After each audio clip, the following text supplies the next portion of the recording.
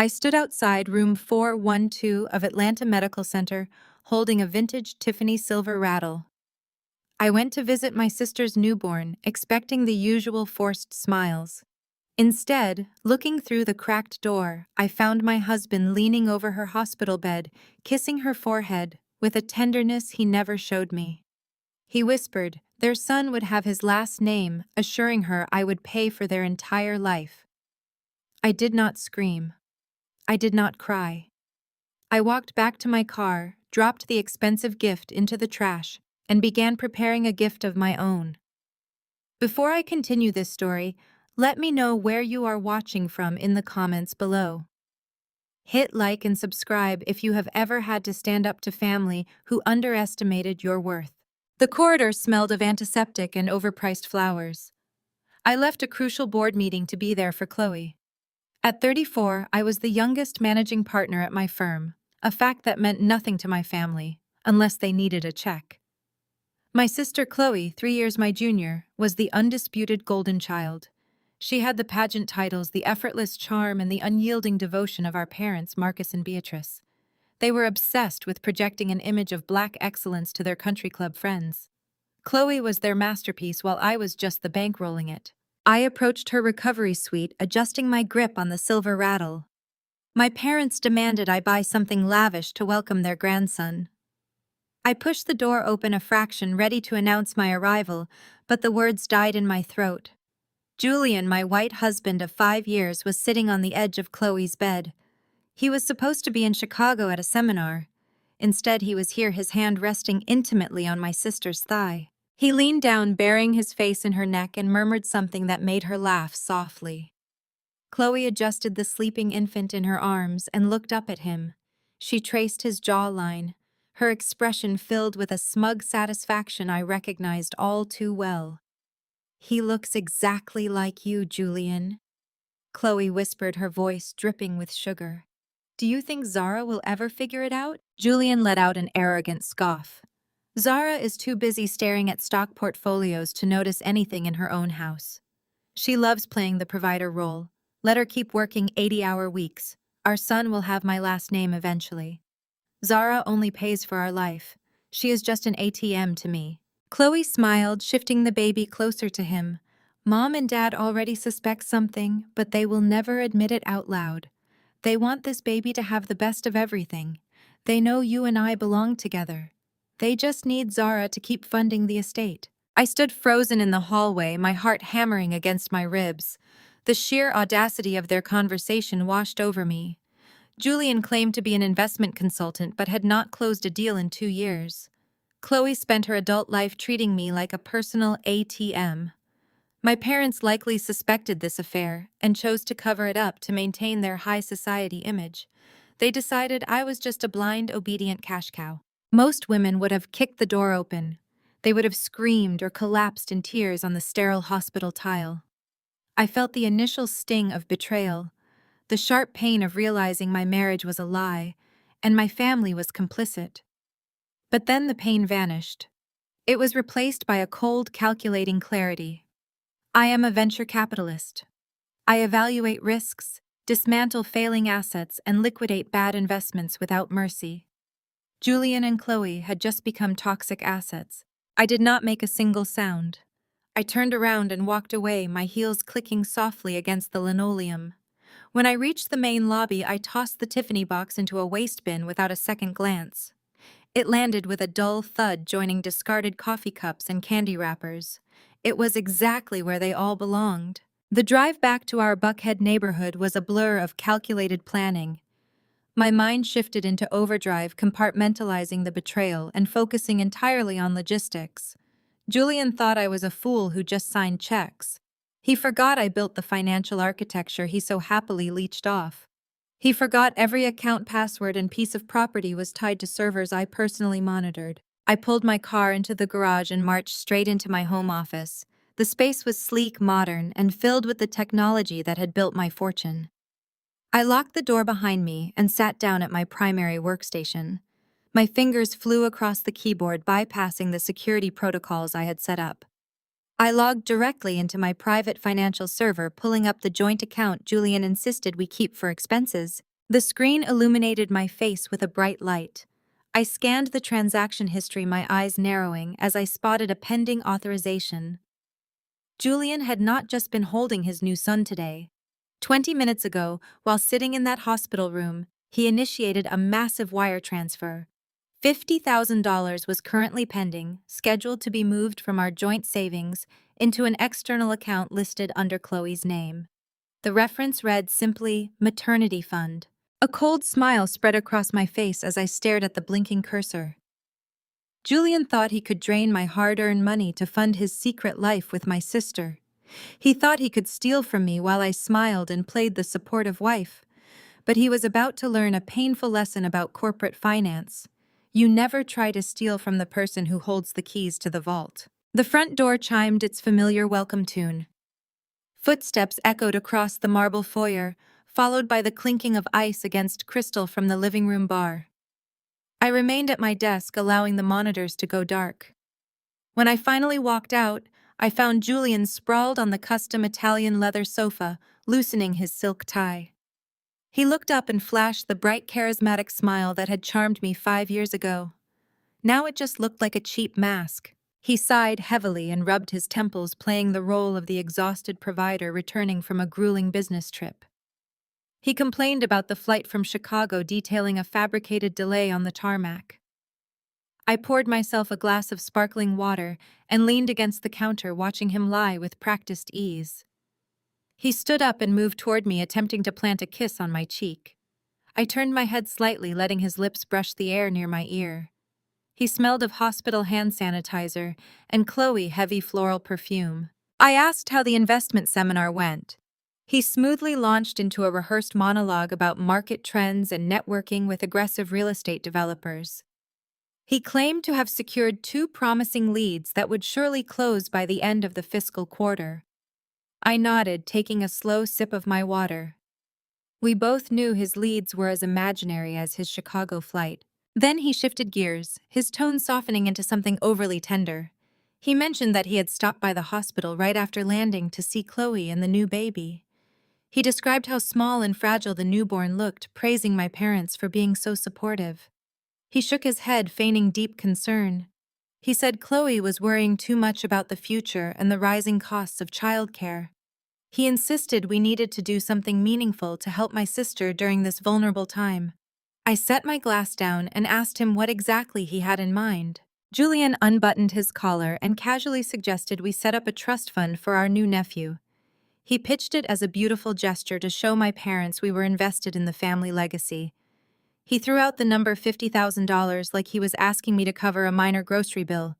He said a single lump sum check from our joint account would give Chloe the peace of mind she needed to focus on motherhood. I crossed my arms and stared at him. I asked him if he had considered the gift tax implications of a direct $50,000 transfer. I inquired why we would hand over a raw check instead of establishing a structured college savings plan or a professionally managed index fund. I reminded him that setting up an irrevocable trust required formal legal documentation and a designated trustee. Julian shifted his weight, visibly uncomfortable with the sudden cross-examination. He stammered slightly, arguing that a direct check to Chloe Maternity Fund would bypass immediate administrative fees and give her immediate liquidity. He tried to laugh it off, saying I was treating a family gift like a corporate merger. I walked closer to him, my heels sharp against the marble floor. I told him that $50,000 is not a casual family gift. I reminded him that the joint account he wanted to pull from was funded entirely by my venture capital returns. I asked him directly how his own investment consulting business was actually doing. I noted that I had not seen a commission deposit from his firm in over 24 months. I asked if his aggressive developers in Chicago were going to pay our mortgage next month, or if I should just expect to keep carrying us both. A flash of genuine anger crossed his face. His jaw clenched and the charming facade cracked completely. He accused me of throwing my success in his face and being unsupportive of his career transition. He raised his voice, demanding to know why I was being so difficult about helping my own sister. He claimed my parents would be disgusted if they knew I was hoarding wealth while Chloe struggled. He tried to use my family expectations as a weapon, completely unaware that I had just watched him kiss my sister an hour ago. I did not raise my voice. I simply let his anger hang in the air until the silence forced him to calm down. He took a deep breath and ran a hand through his hair, apologizing for snapping. He begged me to just write the check so we could do something good for the family. He promised his big deals would close soon, and he would reimburse the account completely. I let out a soft sigh, pretending to yield to his emotional manipulation. I told him I would authorize the transfer right now, because family is indeed the most important thing. Relief washed over his face instantly. He praised me, calling me the best wife in the world, and promised to handle delivering the funds to Chloe so I would not have to worry about the details. He turned his back to pour himself another drink, celebrating his apparent victory. While he faced the bar, I pulled my phone from my pocket. I opened my banking application and located the pending $50,000 wire transfer he had initiated earlier at the hospital. He thought my verbal agreement meant the money would freely flow to Chloe's account. He was wrong. My thumbs moved quickly across the screen, intercepting the destination routing numbers. I canceled the path to my sister account entirely. Instead, I redirected the full $50,000 into a highly secure traceable escrow account registered to a private corporate entity that only I controlled. The funds were instantly frozen and permanently locked away from his greedy reach. I smiled quietly, keeping my composure intact as I watched him drink, oblivious. 48 hours later, the scent of roasted lamb and expensive entitlement filled the dining room of my parents' Buckhead mansion. Sunday dinner at the estate was less about family bonding and more about a theatrical display of generational wealth, a concept my parents clung to desperately. My mother Beatrice sat at the head of the long mahogany table, her neck draped in heavy South Sea pearls. She was practically vibrating with joy, holding Chloe's newborn son while holding court. She kept cooing over the baby-light eyes and curly hair, loudly praising the genetic blessing of Julian contribution. Julian sat beside Chloe, drinking premium scotch, soaking up my mother endless admiration. He played the exhausted but devoted father to perfection. Meanwhile, I was instructed to fetch the appetizers. Beatrice waved her manicured hand toward the kitchen, complaining that the catering staff had left the beluga caviar too close to the ice. She asked me to replate it, treating me less like a daughter and more like the hired help she routinely fired for minor infractions. I took the crystal bowl from the table, my expression completely neutral, and walked to the kitchen. I arranged the expensive fish roe on silver spoons, listening to the muffled sounds of laughter echoing from the dining room. They were celebrating the perfect family dynamic.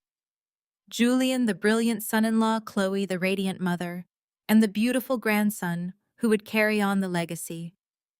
I carried the silver tray back into the dining room, setting it down with a deliberate, heavy clink next to my mother wineglass. Beatrice barely glanced at me as she scooped a generous portion of caviar onto a toast point. She chewed thoughtfully, then turned her attention back to Julian, her eyes practically shining with adoration. She told him he was the absolute savior of this family. She praised his dedication, claiming it took a strong man to step up and provide such a wonderful life for her golden girl. Julian offered a modest smile, reaching across the table to squeeze Chloe's hand. He claimed family was everything to him. My father Marcus raised his glass of imported Cabernet in agreement, adding that Julian truly understood the value of legacy. Then Beatrice turned her sharp gaze toward me. The warmth vanished from her face, replaced by that familiar, thinly veiled disappointment. She sighed dramatically, adjusting the sleeping infant in her arms. She asked me when I was going to stop obsessing over my venture capital firm and focus on what actually mattered. She boldly stated that a woman's real wealth was in her womb, not her stock portfolio. She warned me that my barren lifestyle was going to push Julian away. She said men need a warm home, not a wife who spends 80 hours a week reading financial reports. The sheer hypocrisy of her words hung in the air.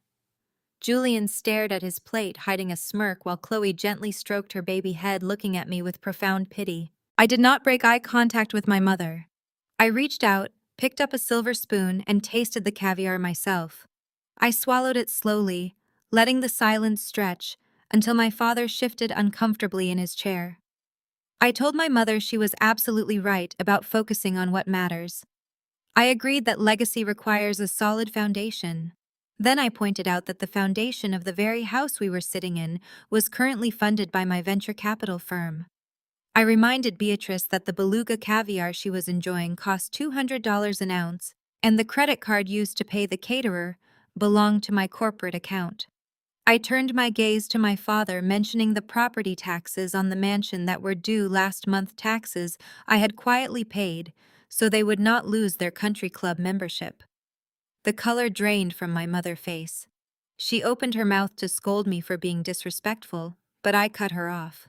I stated that my barren lifestyle was the only thing keeping this entire family from bankruptcy. I suggested that if my 80 hours a week were so offensive, I could easily stop paying for the luxury they so desperately needed to maintain their image. Julian cleared his throat, attempting to play the peacemaker. He told me to calm down, claiming I was overreacting to a simple maternal observation. He insisted we were all just tired and needed to focus on celebrating the new baby. Chloe immediately seized the opportunity to redirect the attention back to herself. She let out a soft, melodic laugh and told everyone to stop bickering. She announced that Julian had actually done something incredibly sweet to commemorate the birth of their son. She held out her left hand, catching the light from the crystal chandelier above us. She bragged that Julian had surprised her with a push present this morning. Resting on her index finger was a massive custom-set diamond ring. The stone was a flawless cushion-cut diamond flanked by two smaller baguettes. She claimed Julian had spent months tracking down the perfect vintage stone just for her. My mother gasped in delight, abandoning her anger to praise Julian's impeccable taste. My father smiled broadly and nodded approvingly. I stared at the ring. The room around me seemed to tilt. The diamond was undeniably breathtaking, but it was not a random vintage find. I knew the exact clarity, the precise cut, and the unique inclusion near the bottom left facet. It was the missing centerpiece from my late grandmother's heirloom ring, a piece of jewelry that had mysteriously vanished from my father's study safe 6 months ago. My father claimed a cleaning service had stolen it. I looked from the diamond on my sister finger to my father's suddenly sweating face, and then to Julian's now smug smile. The treacherous game they were all playing was very much darker than a simple dirty affair. I pushed back from the dining table, the sound of my chair scraping against the floor cutting through the celebratory chatter. My mother paused mid-sentence, her champagne glass hovering in the air. I kept my eyes locked on the vintage cushion-cut diamonds sparkling on my sister finger. The sheer audacity of the theft required immediate answers, but not here in front of the catering staff. I excused myself, claiming I needed to take a sudden call from a Tokyo investor. My father, Marcus, always retreated to his private study after the main course to pour himself a glass of aged cognac. I walked directly toward the heavy oak doors of his sanctuary. I did not knock. I turned the brass handle and stepped inside, clicking the lock into place behind me. Marcus was standing by the floor-to-ceiling leather-bound bookshelves, swirling amber liquid in a heavy crystal snifter. He looked up, a scowl immediately forming on his weathered face.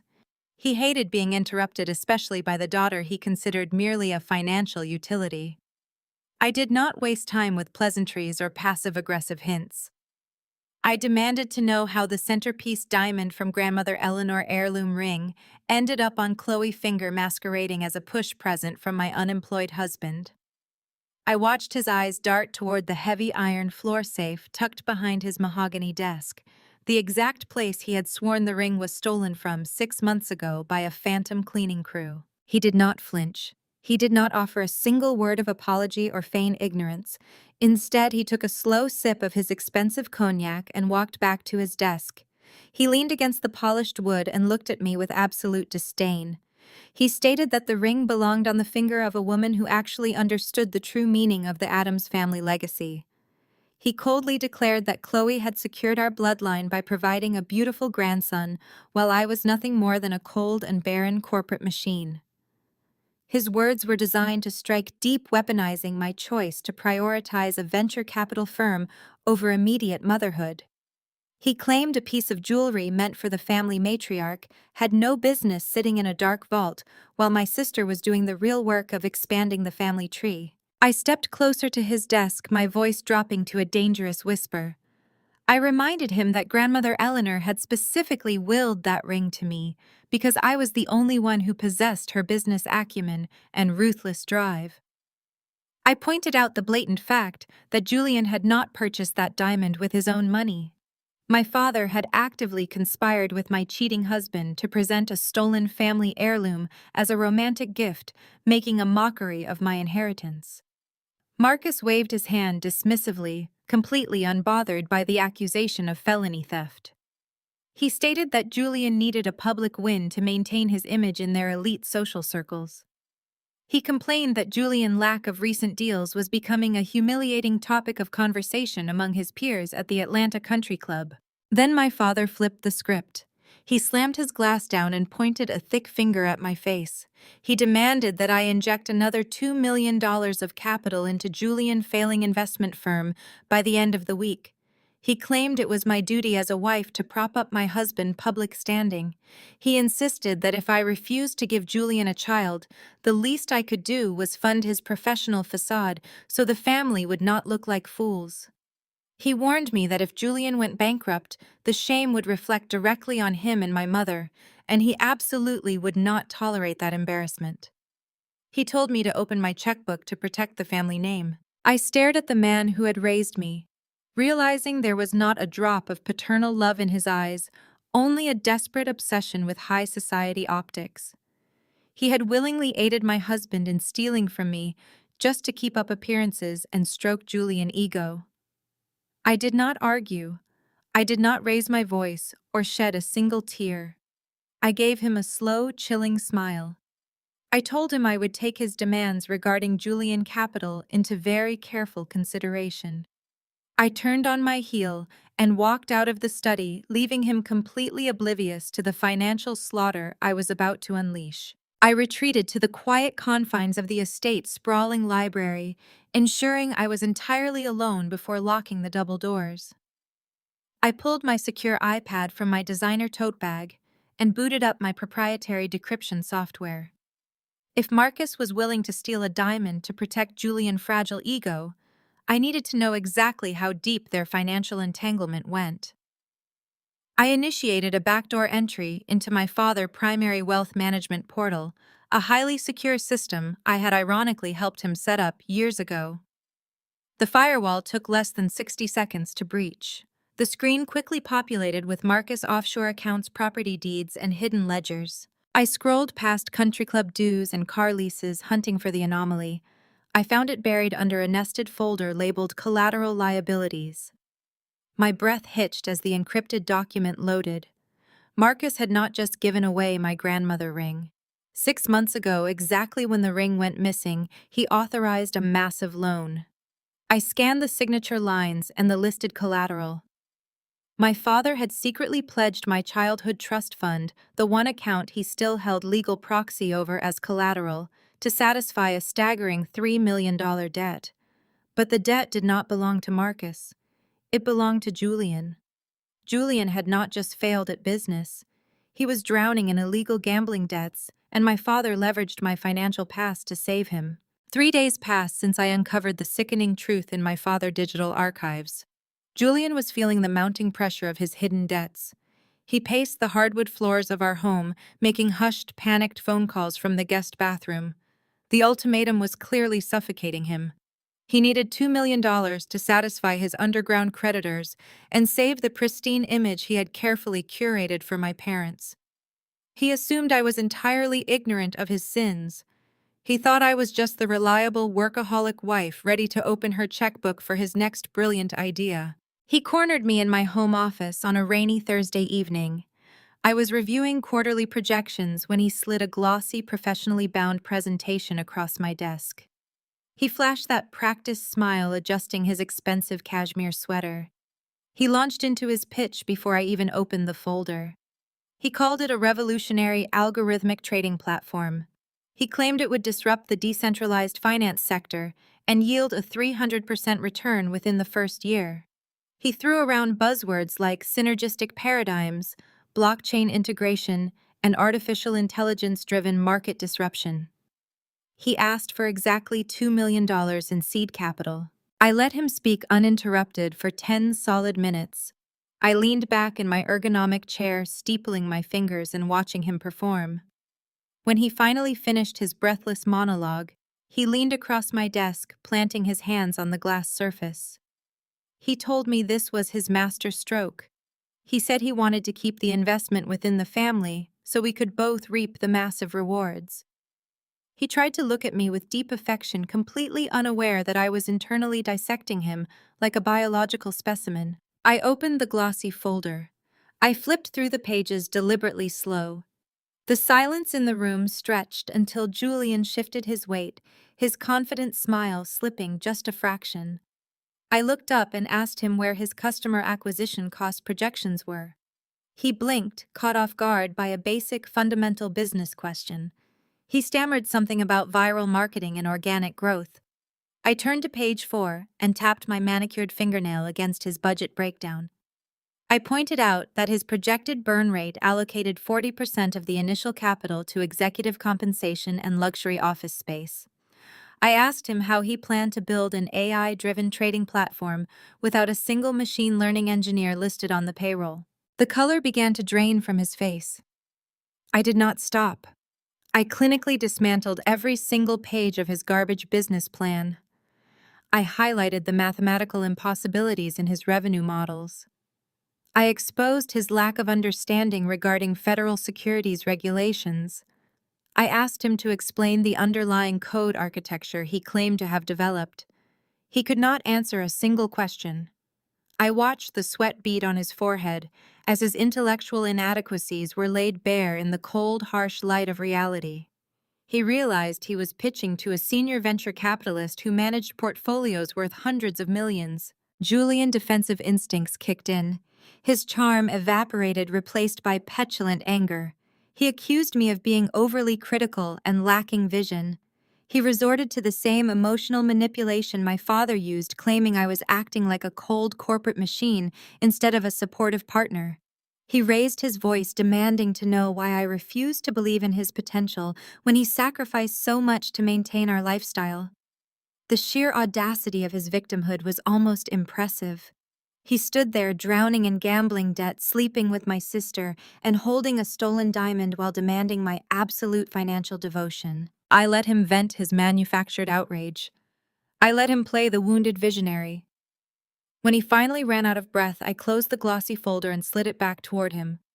I told him the business plan was a complete disaster and functionally illiterate.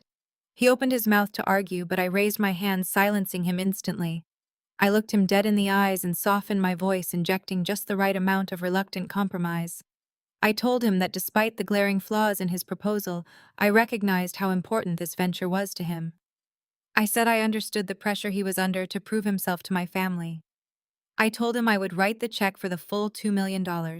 Julian's shoulders dropped in immediate, profound relief.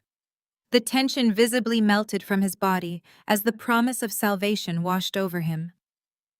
He started to thank me, reaching out to grab my hand, but I pulled away, opening the top drawer of my desk. I pulled out a thick stack of legal documents, printed on heavy bond paper. I laid them out meticulously, aligning the edges perfectly. I explained that providing $2 million of uncollateralized capital to a spouse required navigating complex liability laws. I told him my firm compliance officers required a specific protocol for high-risk family-linked investments. I handed him a heavy, customized platinum pen. I pointed directly to the required signature lines on the very final page of a thick document labeled Standard Spousal Cross-Collateralization Agreement. I told him it was just a tedious bureaucratic formality to adequately protect our shared personal assets from immense corporate liability in case his ambitious algorithmic platform faced unforeseen regulatory hurdles. I smiled warmly and reassuringly, telling him that once he firmly signed, the funds would be wired directly to his primary holding account by early tomorrow morning without any further delays. He was completely blinded by greed and the desperate need to erase his dangerous gambling debts. He did not ask to have his own lawyer review the contract. He did not read a single paragraph. He did not even glance at the fine print on page 12. He eagerly took the pen and hastily scribbled his signature on every required line, practically vibrating with relief.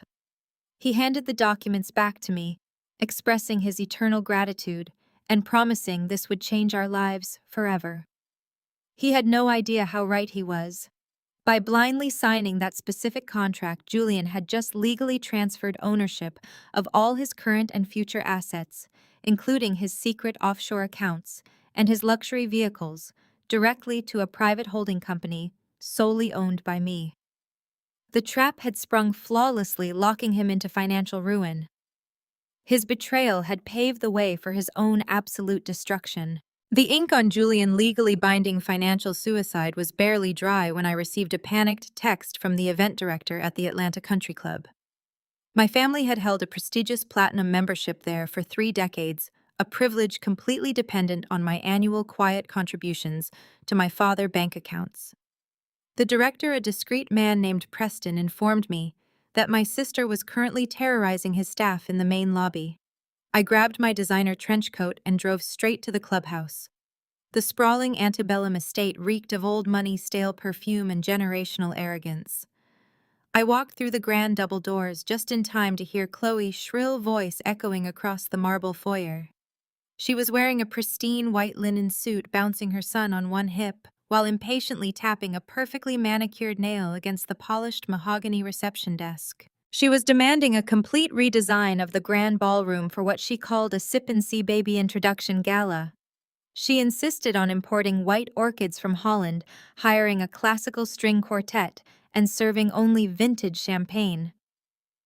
Preston stood behind the marble counter, maintaining a tight professional smile as he tapped on his tablet, calculating the astronomical costs of her utterly ridiculous demands. Chloe scoffed loudly, waving her free hand as if the event budget was a minor inconvenience for peasants. She loudly announced that the total bill of $100,000 was an absolute bargain to properly introduce the new heir of the Addams legacy. She reached into her quilted leather handbag and pulled out a heavy metal credit card. It was Julian's secondary platinum account, the very same secret account I had legally seized and frozen less than 24 hours ago.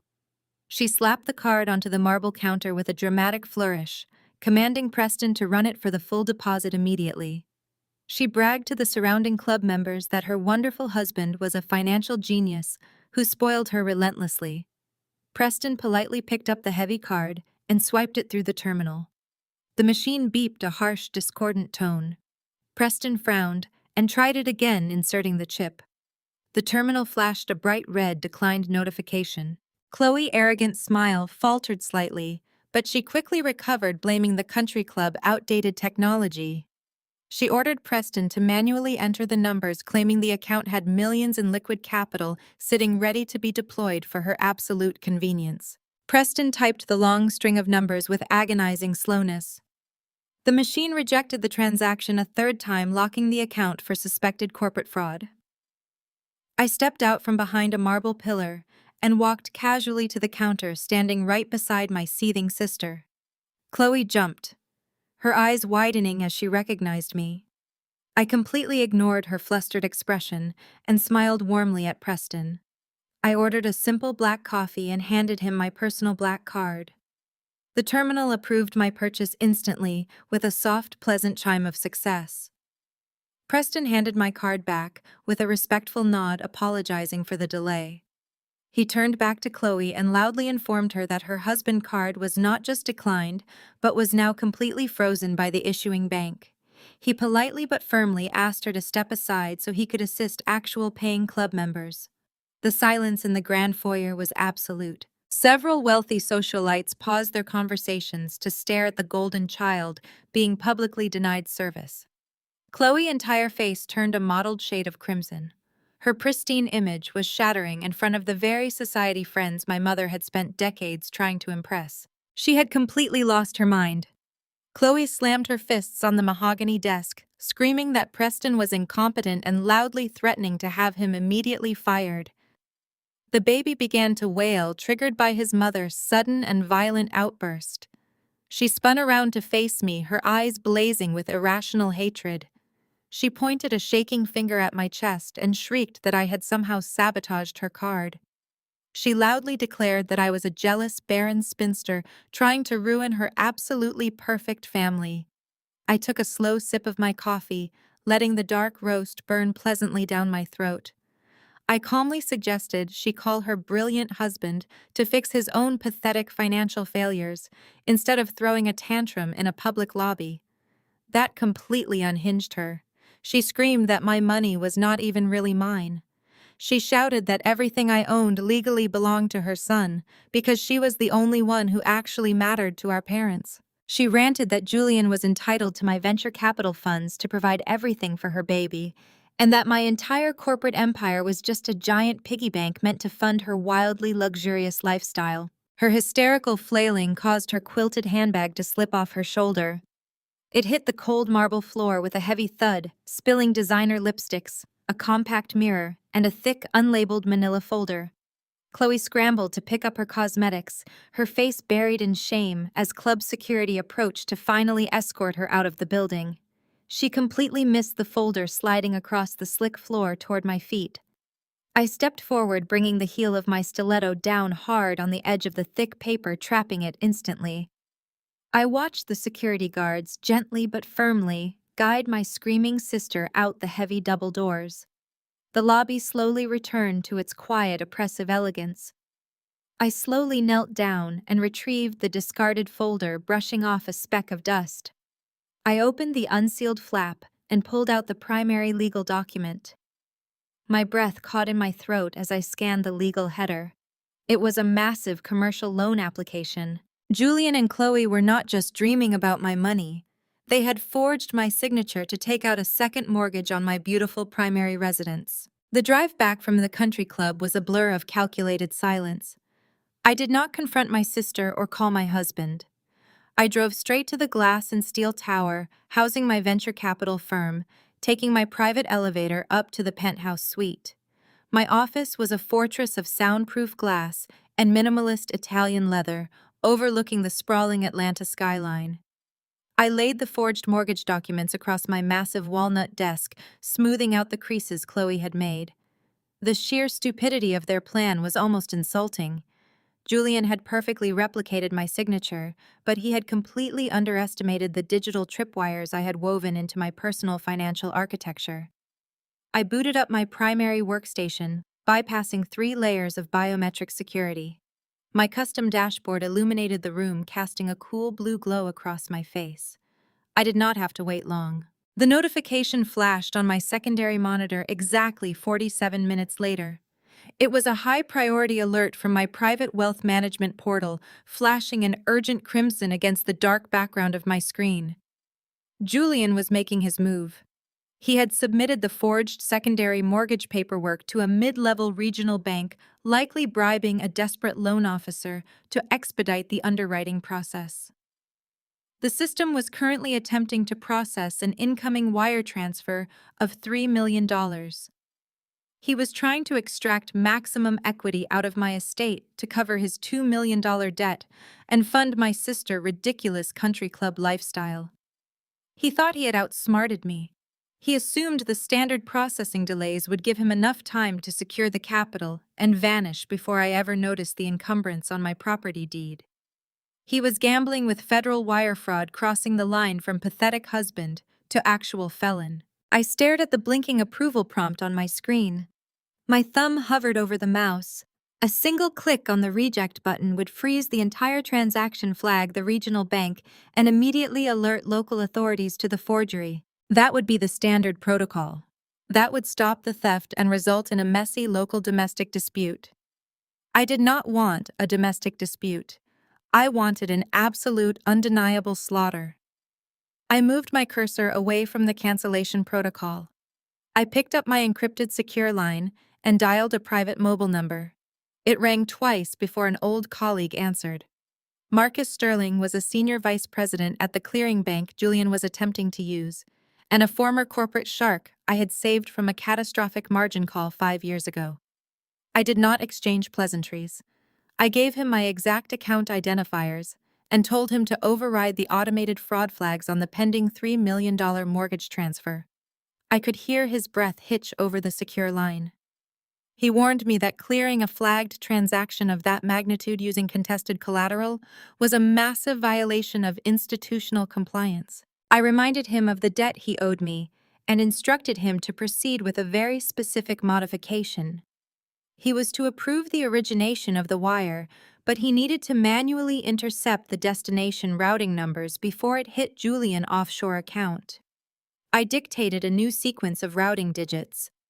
Marcus paused, his fingers hovering over his keyboard. He recognized the institutional classification of the new account numbers. It was a phantom ledger, a digital honeypot actively monitored by the Federal Bureau of Investigation for tracking international wire fraud and money laundering syndicates. I was asking him to walk my husband directly into a federal sting operation. Marcus hesitated for only a fraction of a second before I heard the rapid clatter of his keystrokes.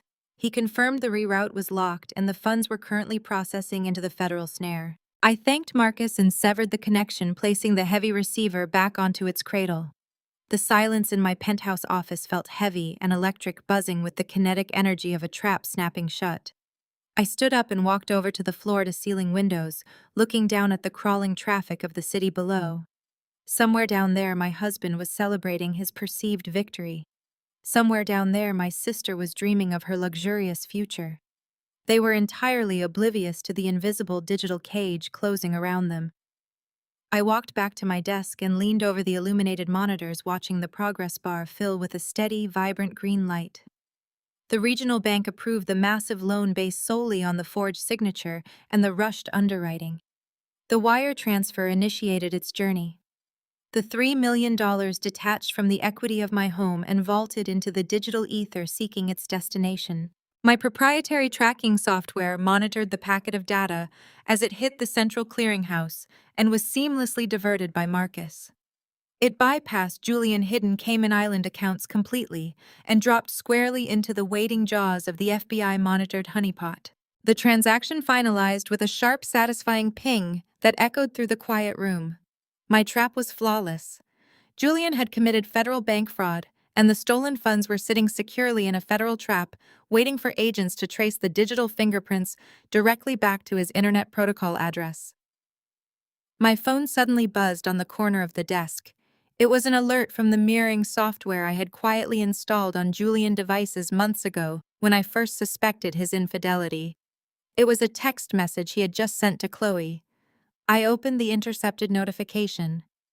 The message read that the money was finally theirs, and she needed to pack her bags for their permanent vacation. I read the arrogant digital words, tracing the shape of the letters with my eyes. They were utter fools who truly believed they had finally won. It was a fitting and perfectly poetic end. I let out a slow, genuine smile. Enjoy the federal offense, darling. The summons arrived the following morning, disguised as an olive branch. My mother called me just before 9 o'clock. Her voice dripped with artificial sweetness. She claimed the country club incident was a terrible misunderstanding.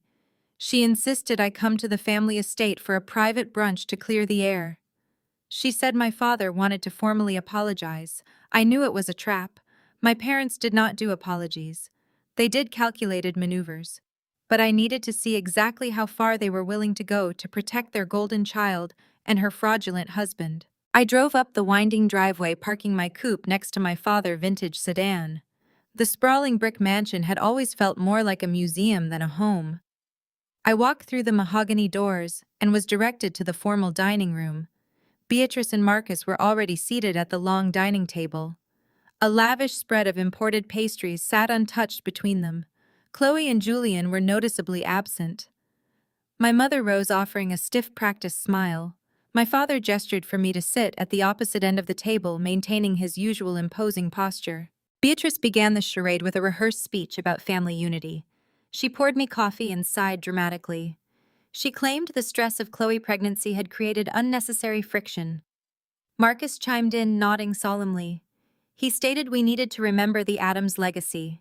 They spent 10 minutes weaving a narrative of forgiveness and shared responsibility. I sat there sipping my coffee and waiting for the inevitable pivot.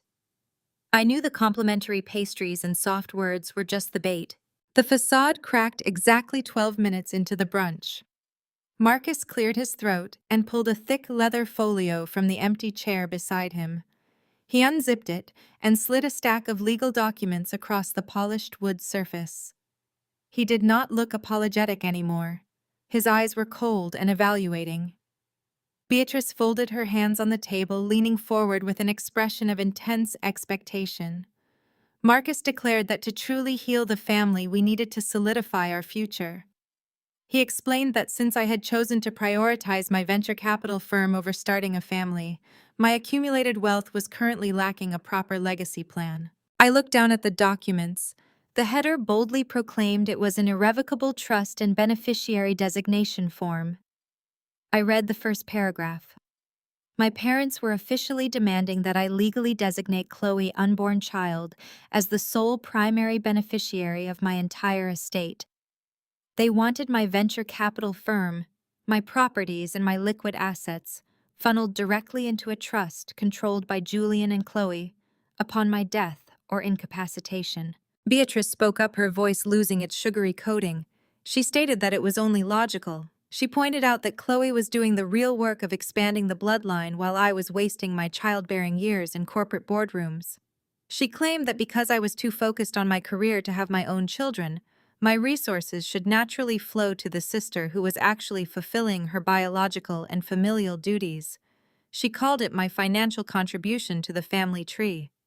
Marcus nodded in agreement, insisting this would ease Julian's stress and provide the baby with the exceptional life it truly deserved. The sheer audacity of the ambush was breathtaking. They had invited me to their home under the guise of making peace, only to present me with a legal demand to sign away my life work to the man who was currently being investigated by the federal government for wire fraud. They were trying to secure my assets before Julian House of Cards collapsed entirely. I did not raise my voice. I did not show a single ounce of the rage boiling in my veins. I picked up the extremely thick stack of legal documents. I looked at my mother's expectant face and my father's demanding glare. I stood up from my chair, holding the papers firmly in both hands. I told them their definition of family unity looked remarkably like extortion. I explained that my wealth was built through my own relentless execution and strategic brilliance, not handed to me as a reward for simply reproducing. I informed them that my legacy would not be used to bail out a gambling addict or fund the delusional fantasies of a spoiled sister. Marcus slammed his hand on the table, demanding I sit down and sign the papers. He warned me that defying him would mean absolute permanent excommunication from the Addams family. Beatrice stood up, her face flushed with indignation. She ordered me to stop being so selfish and think of the innocent child. I gripped the top of the thick legal packet and ripped it straight down the middle. The sound of tearing paper echoed sharply through the grand dining room. I violently ripped the halves again, letting the shredded pieces flutter down onto the silver coffee pots and imported pastries. I told them their demands were pathetic and their golden child was a fraud. Beatrice lost her mind. She suddenly lunged across the corner of the polished table, her hand flying through the air. The slap cracked across my left cheek with the force of a whip. The sharp sting radiated through my jaw, and the room plunged into a deafening silence. Marcus stood frozen, his eyes wide. Beatrice stood there breathing heavily, her hand still raised in the air. I did not flinch. I did not touch my burning cheek. I slowly turned my head back to face her, my expression absolutely glacial. I reached into the pocket of my designer trench coat and pulled out a crisp, embossed business card. I tossed it onto the table. It landed perfectly amid the shredded documents. I looked my mother dead in the eyes, ignoring the sting, and offered a chilling smile. I calmly told her she really should not hit her landlord. Beatrice stared at the embossed card resting on top of the shredded trust documents. Her hand slowly dropped to her side as the words registered. Marcus snatched the heavy cardstock from the table, his eyes scanning the elegant typography. It bore the crest of Vanguard Holdings, the elite real estate acquisition firm I had quietly launched 3 years ago. He looked up, his face a mask of utter bewilderment, demanding to know what kind of sick joke I was playing. I did not owe him an immediate explanation. The truth had been meticulously orchestrated over the past 14 days in boardrooms they could never access. My journey to becoming their landlord began 2 weeks earlier inside the glass-walled conference room of Sterling Financial. I was seated across from 3 senior vice presidents reviewing the toxic liabilities of Atlanta high society. My analysts had uncovered a massive web of predatory debt quietly suffocating my parents. Marcus and Beatrice had mortgaged everything to maintain their flawless facade. They had taken out high-yield bridging loans to finance Chloe's ridiculous destination wedding, her designer wardrobe, and the endless string of luxury cars Julian leased. The Addams family estate, the sprawling brick mansion my father prided himself on, was leveraged to the absolute limit. They were drowning in massive balloon payments and astronomical interest rates completely hidden from their elite social circle. The senior executives slid a heavily redacted portfolio across the polished granite table. They explained that my father had defaulted on his last 3 payments. The bank was quietly preparing to initiate foreclosure proceedings to avoid a messy public spectacle. I leaned forward and offered a brutally simple solution. I instructed Vanguard Holdings to purchase the entirety of my parents' predatory debt portfolios. I paid a premium to expedite the transfer of all promissory notes and collateralized assets directly into my private holding company. The executives exchanged nervous glances, but the sheer volume of liquid capital I offered was impossible to refuse. The transaction was clean, absolute, and completely untraceable to my personal accounts. I did not stop at the primary estate. I ordered my legal team to scour the secondary ledgers for any remaining family assets. They found the commercial lease for Julian's supposed investment firm headquarters in the financial district. He had not paid rent in 4 months. The commercial landlord was bleeding cash and eager to dump the liability. I bought that commercial building too, securing the deed through a separate corporate shell. By the end of the 4-hour meeting, the bankers were sweating under their tailored suits. The lead executive handed me a thick leather binder containing the original master deeds. I walked out of Sterling Financial possessing complete legal ownership of the very ground my family walked on. Marcus stared at the Vanguard Holdings card, his breathing growing shallow and erratic. He stammered that the estate was fully secure and his bankers would never sell his debt without notifying him. I picked up my designer tote bag and adjusted my trench coat. I informed him that the fine print in his predatory loan agreements allowed for the unrestricted transfer of debt obligations to third-party entities. I stated that he had willingly traded his ancestral home to fund a fake luxury lifestyle for a daughter who contributed absolutely nothing to society. Beatrice collapsed into her dining chair, staring blankly at the ruined pastries. Her perfect world was shattering right before her eyes. I walked toward the grand mahogany double doors, leaving them completely trapped in the reality of their own financial incompetence. I paused in the entryway and reminded them that their monthly lease payment was now officially past due. I told them to expect a formal letter from my property management division regarding their new rental terms.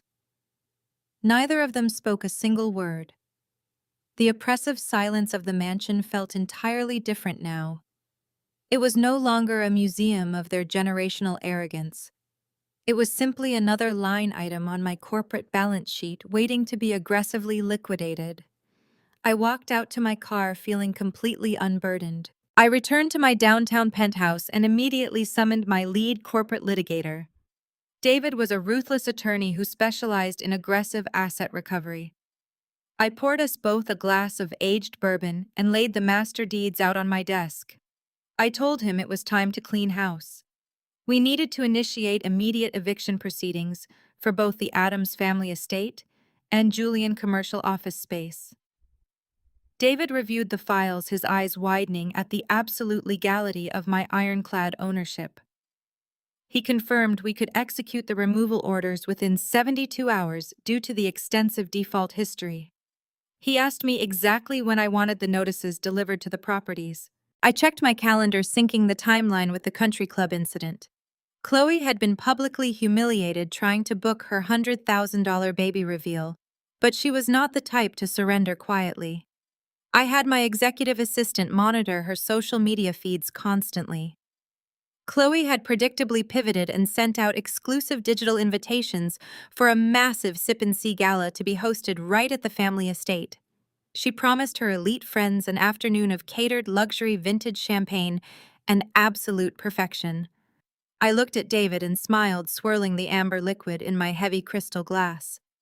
I instructed him to draft the formal eviction notices and schedule the county sheriffs for this coming Saturday. I wanted the full tactical eviction team deployed to the property. We were going to precisely time the execution of the vacate orders for the exact moment my sister popped the first cork. The look of absolute terror on her face would be entirely priceless. My family was about to lose absolutely everything they valued. It was time they learned the true cost of their betrayal. The demolition of the Adams legacy was now completely inevitable. I finished my drink. Done. The heavy oak door of the master suite slammed shut, shaking the crystal sconces. I did not flinch. I was standing by my custom island, folding a silk blouse into a weekender bag. Julian burst into my peripheral vision, looking deranged. His tailored suit was wrinkled, and his tie hung askew. A thick sheen of sweat coated his forehead. He clutched his smartphone so tightly his knuckles were white. He demanded to know what was happening with the offshore routing protocols. He claimed his access credentials had been abruptly revoked, and the regional banking portal was returning a critical error code. He was hyperventilating, frantically tapping the cracked screen of his device. The federal trap had clearly sprung, closing its jaws firmly around his stolen funds. I smoothed the collar of my blouse and placed it gently into the leather bag. I turned to face him, wearing a mask of polite confusion. I asked him what on earth he was talking about. I reminded him that I managed venture capital acquisitions, not his personal retail banking errors. I suggested he try calling the customer service hotline. My calm demeanor only amplified his escalating panic. He screamed that his entire private ledger was frozen, locked behind a federal compliance wall. He stated that the $3 million transfer he had initiated earlier was completely suspended. He was terrified the bank had flagged the transaction and desperately needed me to authorize an immediate security override. He tried to grab my arm, but I smoothly stepped right out of his physical reach. I walked over to my vanity and picked up a bottle of expensive perfume, turning it slowly. I told him he was being incredibly dramatic over what was likely a routine institutional audit. I spun a fabricated tale about liquidity stress tests, market fluctuations, and automated algorithmic holds.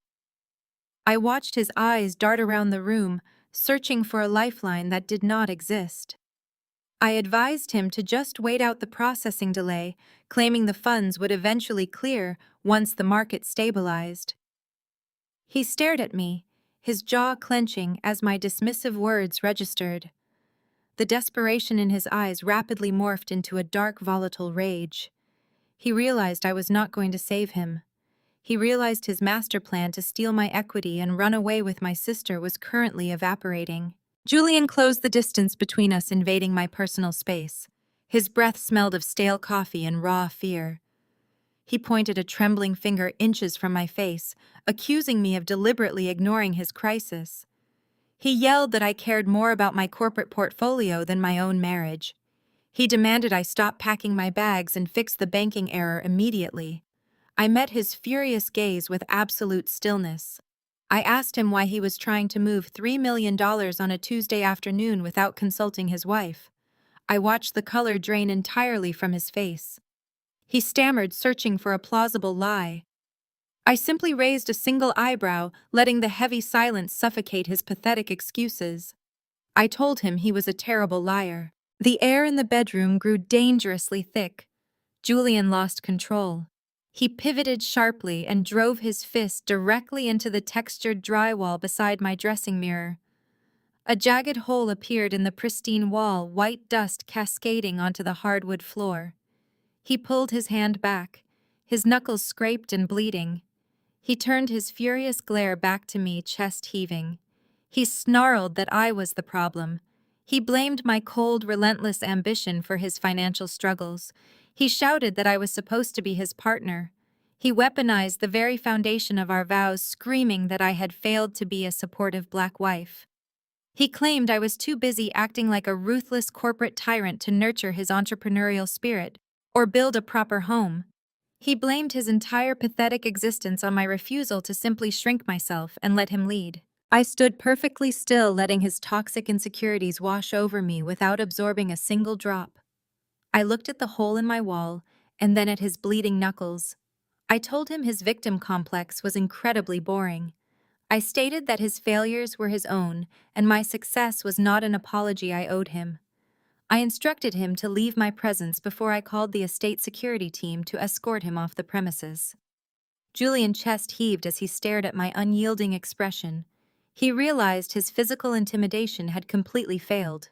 He grabbed his keys from the nightstand, muttering a string of vile curses. He turned on his heel and stormed out of the bedroom, slamming the heavy oak door behind him. He was running straight to Chloe, seeking comfort in the arms of his delusional mistress.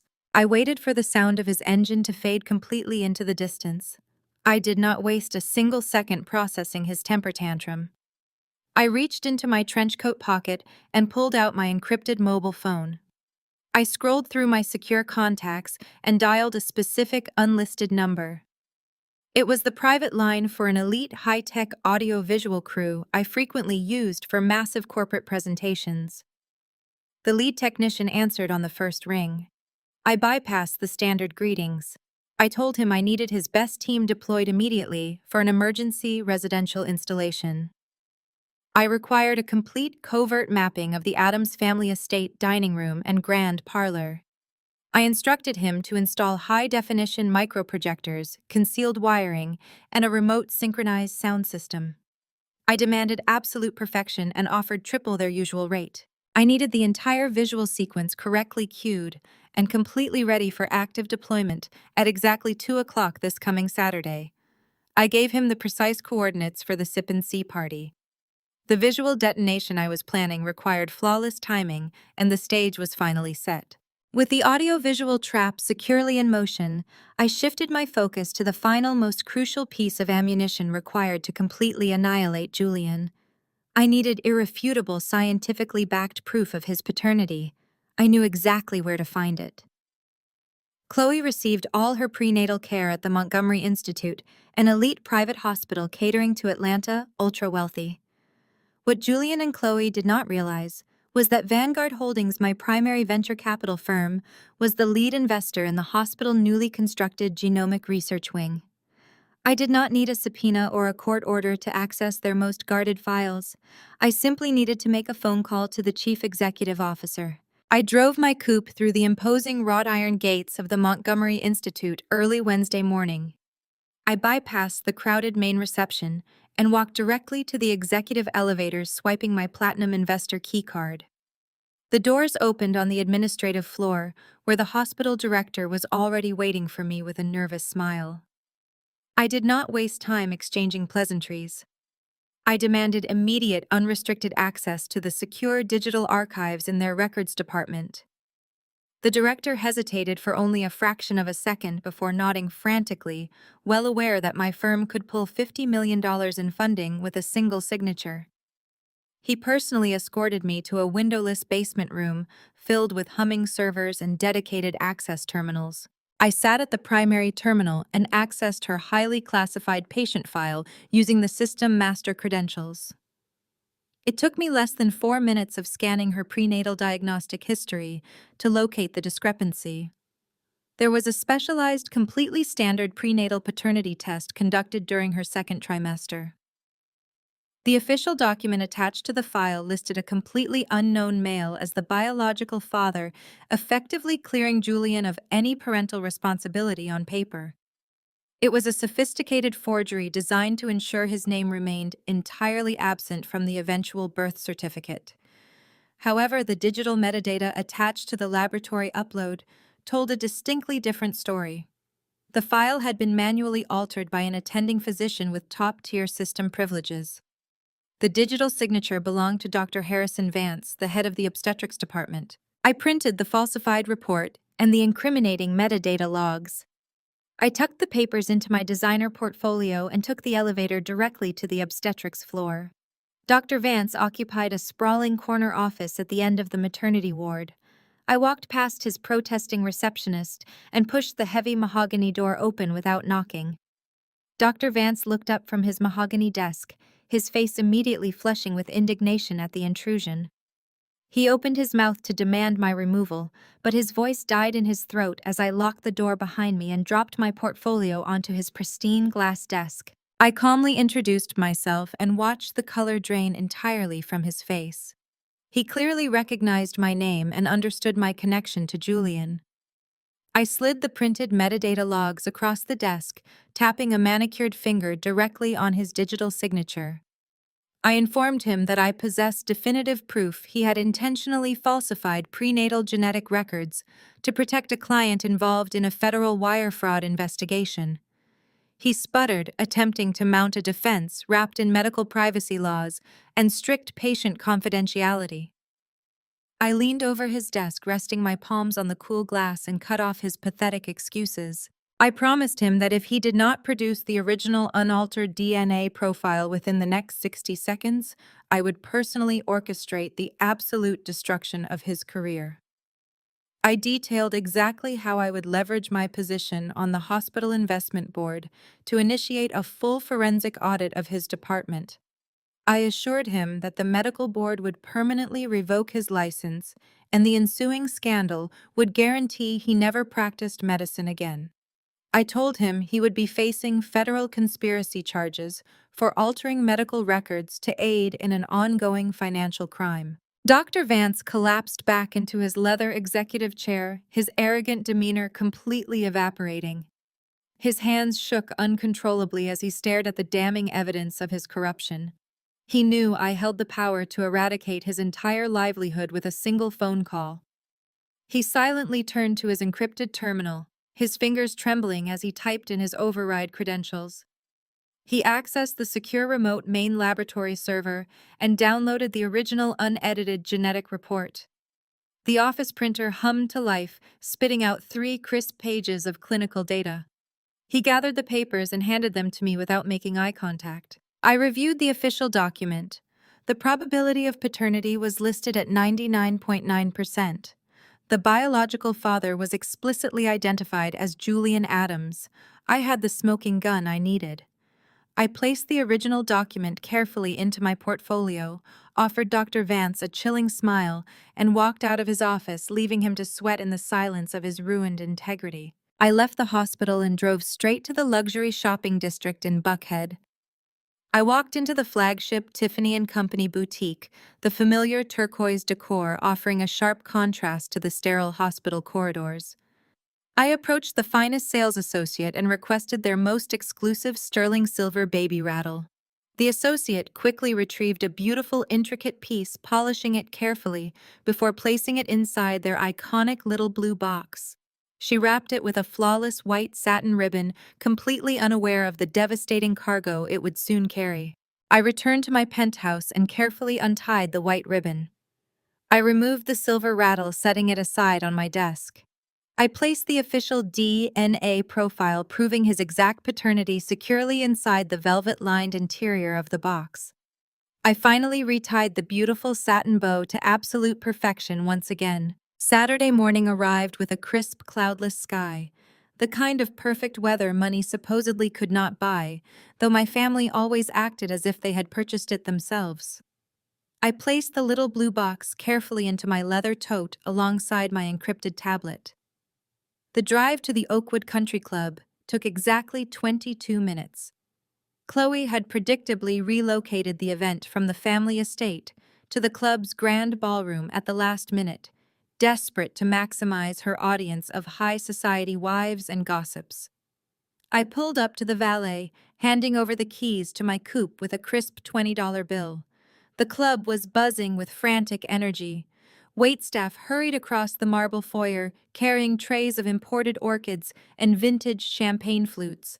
I bypassed the main reception desk and walked straight toward the grand ballroom. My hired audiovisual team had arrived 3 hours prior, exactly as I had instructed.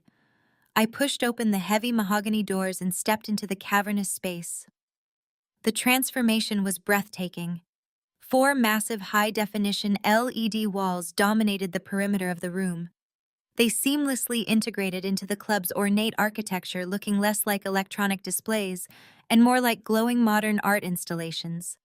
Thick cables snaked discreetly beneath the plush carpets, connecting to a central control hub hidden behind a wall of white hydrangeas. The lead technician, a sharp-eyed man named David, was barking orders into a headset, orchestrating the final calibration of the synchronized surround sound.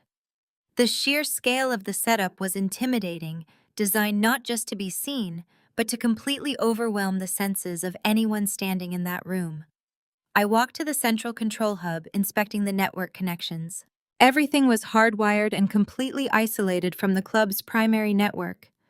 There would be no convenient technical difficulties today. The heavy ballroom doors swung open again, crashing against their brass stops. Chloe marched in her heels, clicking aggressively against the marble threshold. She wore a custom maternity gown of blush silk, her hair styled into effortless, expensive waves.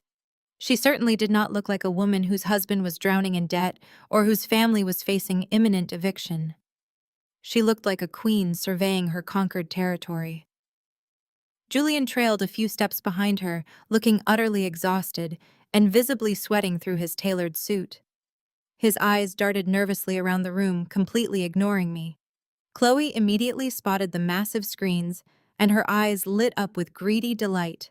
She marched straight past me and approached David, snapping her fingers to get his attention. She demanded to know who authorized the upgrade. Before he could answer, she began rattling off a list of impossible demands. She wanted the screens to loop a curated slideshow of her and Julian's luxury vacations. She insisted they sync transitions to a specific classical playlist she had saved on her phone. She threatened to have David fired if he did not immediately connect her device to the main feed. David looked at her, his expression entirely blank, and slowly lowered his headset. He informed her that he did not work for the country club. Chloe's face flushed red with indignation. She opened her mouth to scream for the club manager, but I stepped out from behind the floral arrangement, deliberately entering her line of sight. I told her the crew worked exclusively for me. Chloe froze, her arrogant posture faltering for a fraction of a second before she recovered. She crossed her arms over her chest and scoffed, asking why I was interfering with her perfect day. She accused me of stealing her spotlight by funding a flashy technical display.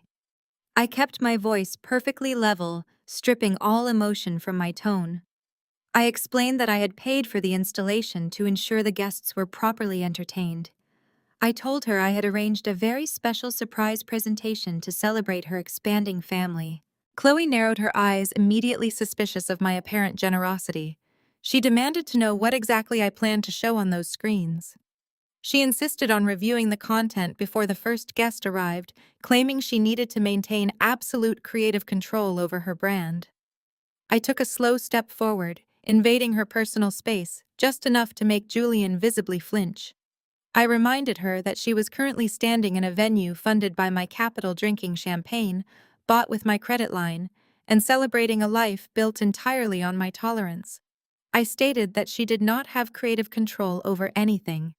I informed her that the screens would display exactly what I had programmed them to display, and she would simply have to sit down and enjoy the show like everyone else. Julian grabbed her arm, pulling her back slightly, whispering frantically that they should just let it go. Chloe glared at me with absolute venom, but she yielded, turning sharply and storming toward the catering staff to complain about the floral arrangements. I quietly watched them walk away, the illusion of their perfect partnership fracturing under the weight of their own lies.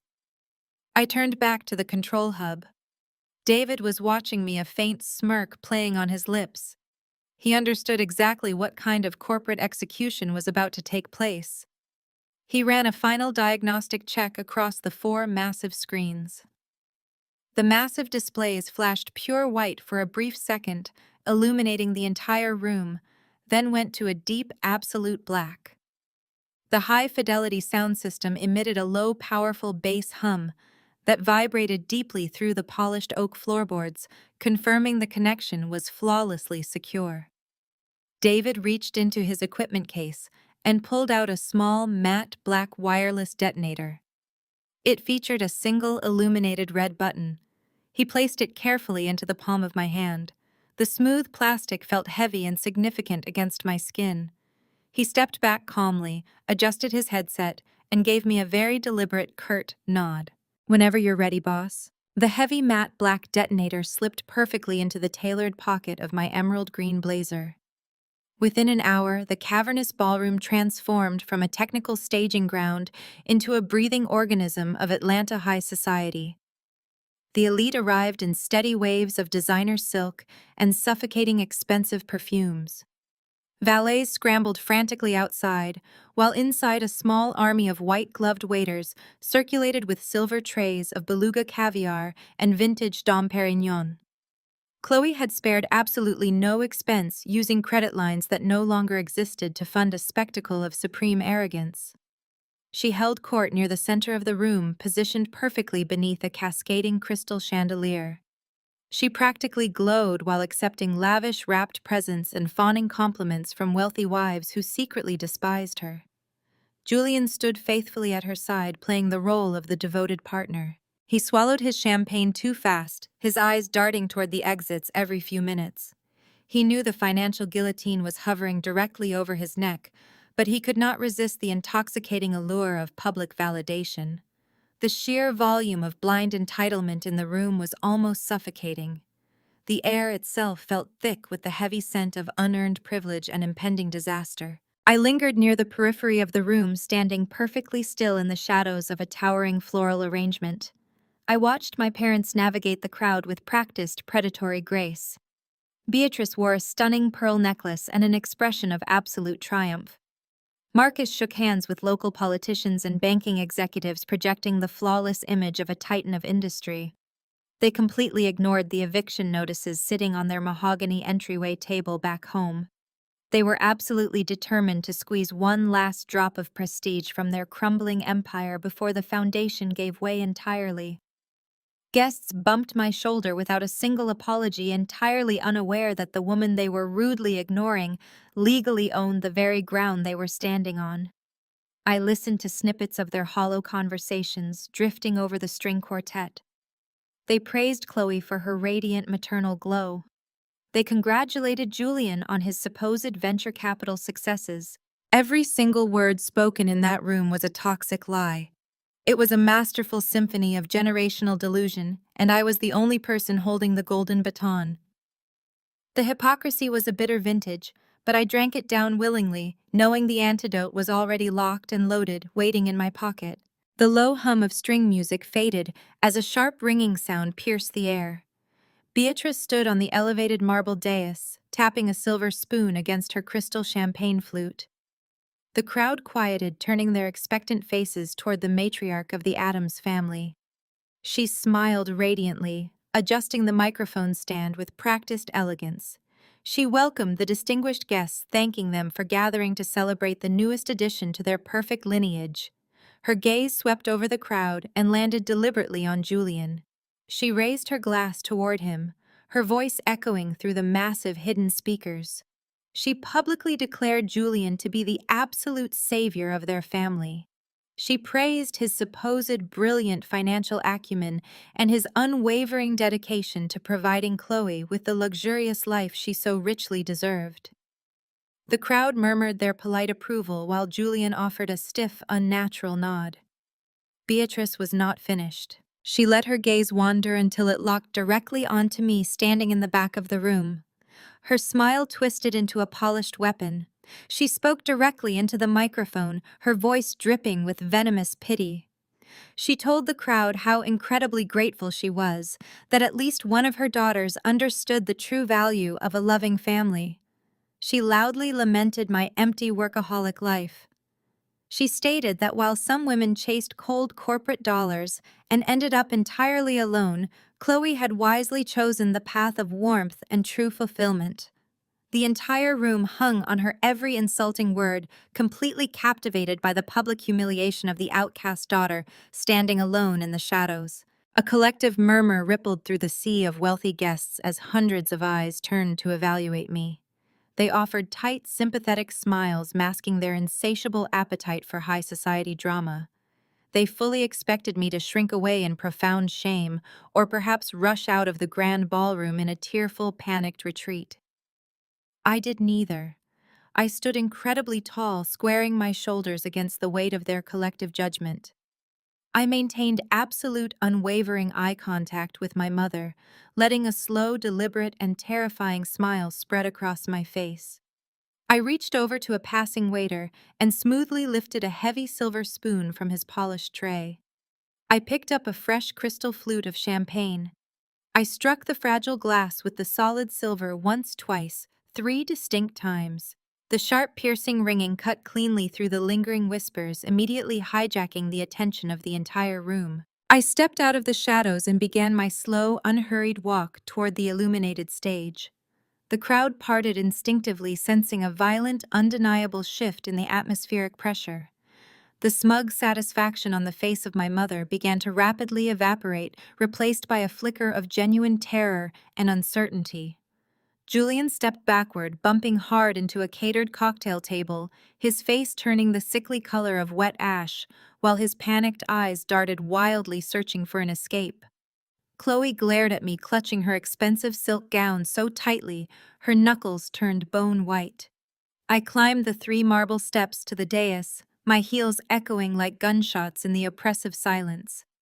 Beatrice stood completely frozen, her grip on the microphone stand trembling visibly as I aggressively invaded her coveted spotlight. I did not ask for her permission. I simply reached out and firmly pried the heavy metal microphone from her cold, stiff fingers. I turned to face the completely captivated audience. I announced that it was finally time for my exceptional gift. The cold, metallic weight of the heavy microphone grounded me perfectly as I surveyed the sea of expectant faces. A profound, tense silence draped over the grand ballroom, thick enough to suffocate the arrogance right out of my mother. I smiled, letting my gaze drift from Beatrice to Julian's pale face, and finally resting on Chloe's rigid posture. I began my toast by acknowledging my mother's words about family loyalty. I projected my voice with a chillingly eloquent cadence, thanking her for highlighting the necessity of blood ties and devotion. I told the elite that loyalty was the bedrock of any dynasty, a virtue demanding absolute transparency and complete sacrifice. I agreed with Beatrice that chasing corporate dollars was secondary to the warm, nurturing embrace of family. I paused, letting the heavy irony settle over the crowd. The high society wives exchanged puzzled glances, their flutes hovering inches from their lips. They expected a tearful breakdown, but I offered a masterclass in composed execution. I spoke of the hidden depths of family bonds, the secrets kept to protect one another, and the extraordinary lengths some will go to secure a legacy.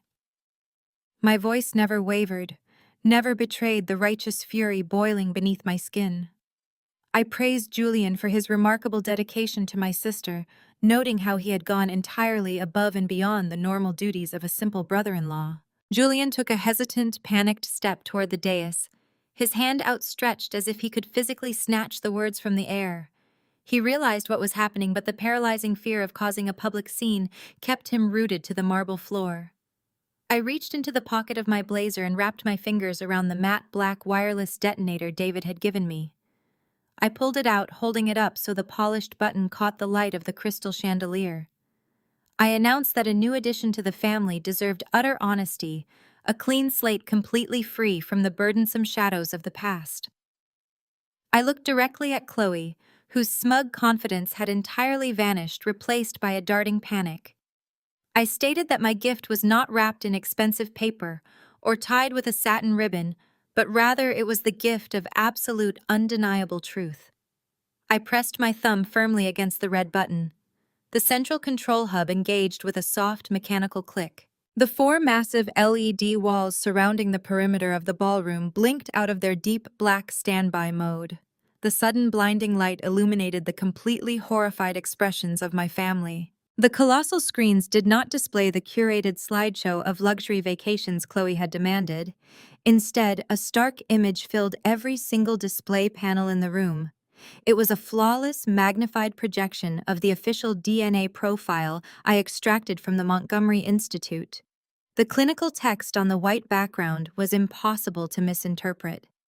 The probability of paternity flashed in massive, bold font, exactly 99.9%. Below that, the biological father was explicitly identified as Julian Adams. A collective gasp rippled through the hundreds of wealthy guests. The visual assault was not over. Directly beside the genetic report, a crisp security video began to loop. It was the footage I had obtained from the hospital corridor. The screens displayed Julian and Chloe pressed against a maternity ward wall, locked in a passionate, undeniable embrace. The footage was crystal clear, capturing the unmistakable intensity of their illicit affection, their hands tangled in each other's hair, completely oblivious to the security cameras recording their every move. The ballroom erupted into a chaotic symphony of shocked whispers and scandalized murmurs. Several crystal flutes slipped from manicured fingers, shattering against the marble floor, the sharp crashes entirely ignored by the captivated audience. The facade of the perfect Addams family evaporated instantly, replaced by a lurid, undeniable scandal playing out in real time. Beatrice brought a trembling hand to her mouth, her eyes wide with a mixture of horror and absolute disbelief. Marcus stared at the screens, his jaw slack, the illusion of his pristine lineage crumbling before his eyes. The elite guests, who just moments ago had been singing Chloe's praises, now stared at her with expressions of profound disgust and morbid fascination. Chloe lost her mind. The pristine, elegant mother to be completely snapped. She pointed a shaking, accusatory finger at the massive LED walls, her voice tearing through the ambient noise in a shrill, desperate shriek. She screamed that I had hired a production team to edit the videos, frantically claiming that the footage was a malicious, digitally altered deepfake designed entirely to ruin her flawless reputation. She stomped her foot, demanding someone turn off the projectors, insisting the DNA report was a fabricated lie constructed by a jealous barren sister. She looked wildly around the entire room, pleading with her elite friends to ignore the screens, begging them to believe her frantic, unhinged narrative. Julian stood completely paralyzed, his mouth opening and closing without producing a single sound, utterly destroyed by the undeniable visual evidence of his ultimate betrayal. I did not waste my breath arguing with my sister's pathetic delusions. I simply looked at David standing by the floral wall and pressed the detonator a second time. The visual projections froze and the high-fidelity sound system kicked into overdrive.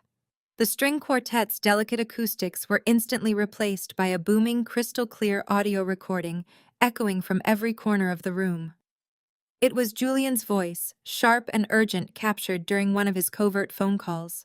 His recorded words detailed his exact plot to drain my corporate accounts, explicitly discussing how he had paid off Dr. Vance to forge the initial paternity documents.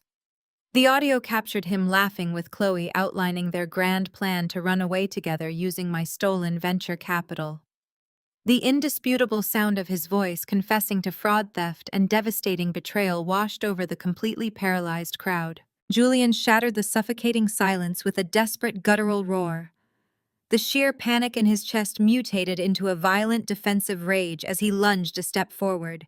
He pointed an accusatory finger at my chest, his face flushed an ugly mottled crimson. He screamed that I had forced his hand, his voice cracking under the immense pressure of his own exposed lies. He shouted that I was a cold, calculating machine, completely incapable of providing the warmth and affection a real man needed. He paced the marble floor like a trapped animal performing for the stunned audience. He loudly proclaimed that my relentless obsession with corporate acquisitions and profit margins had starved him of emotional connection. He dramatically gestured toward Chloe, claiming she was a victim of my icy indifference just as much as he was. He framed their sordid, deceitful affair as a tragic, beautiful search for genuine love in a barren wasteland of my making. Chloe latched onto this narrative instantly, summoning a fresh wave of manufactured tears, nodding bravely as if they were persecuted lovers running from a tyrannical monster.